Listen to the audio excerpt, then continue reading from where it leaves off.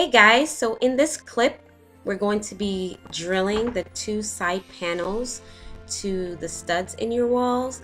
Make sure that you find the studs before you actually drill it into the wall, because if it's just sheetrock, then it's not going to be strong enough. And if you're putting heavy things on your mantle, you best believe that it's going to be falling down.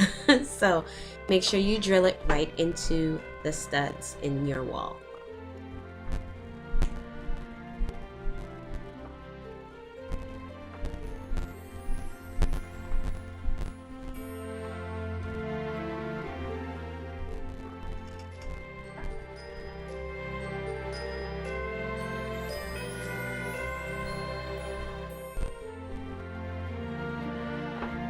So here I'm just lining up the second panel, making sure that everything is leveled.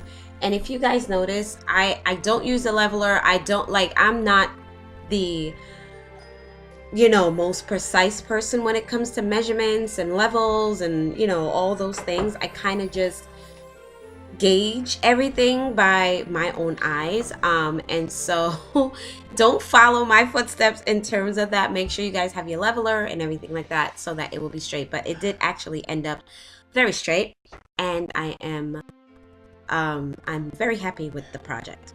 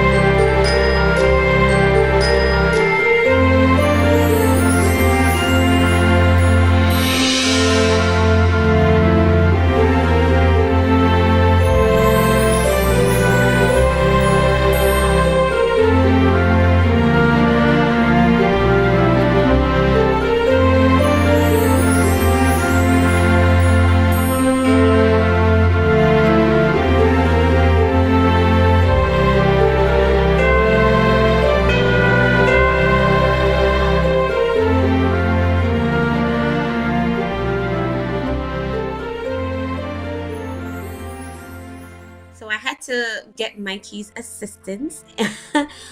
He was helping me to film the video, and so the video's on the camera's on the tripod. So I just asked him to come and help me out, just to kind of hold the top of the mantle, because I got the right part in, but the left part was kind of giving me, a hard time. And so he was able to come and just help me out, and his poor little arms were like hurting.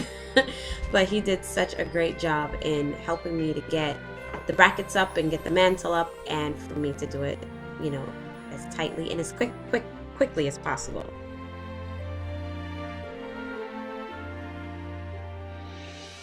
Some reason the nail and the brackets and the wood, it just was not working out. And I felt like I kept having to measure the top part of the mantle. I mean, not measure, but trying to line it up, because it's cut to 48 inches, because the television is going to be 40 inches. So I wanted 4 extra inches on either side, so that I would be able to put like my taller decorative items on the sides. And so it was just giving me a hard time, you guys. But we were able to get it done and get the nails in, and the bracket was very, very strong. It held it up very well. So, and poor Mikey's little arms.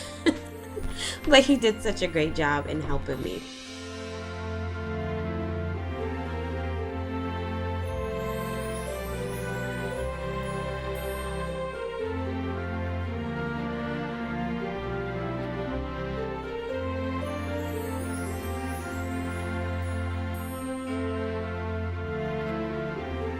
So this is what it looks like before the stain.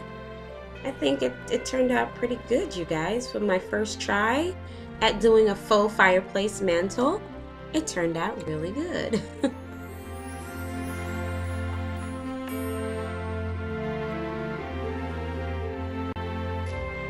So I'm getting ready to actually do sanding, but before I sand it, I needed to put down one of those disposable pads so that all the dust will get on the pad and not onto my new floors that I put down.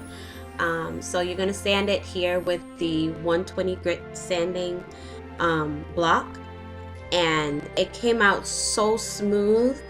Oh my goodness, it like literally smooth like baby's bottom. It came out so smooth. I was able to get all the little, because in the wood sometimes it's imperfect, and so it has like the splinters and everything.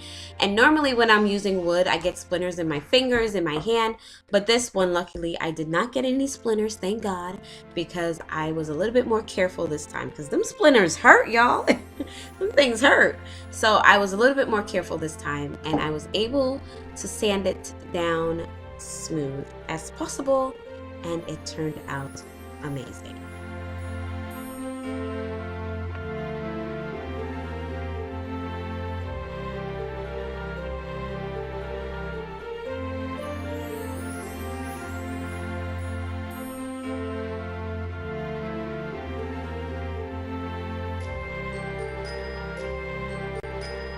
So here I'm starting my staining, and guys, just a precaution.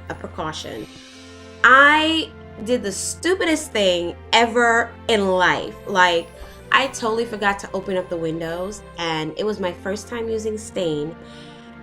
That thing was so toxic that for the entire night, like, I was throwing up. I had like, my head was lightheaded. I had a headache.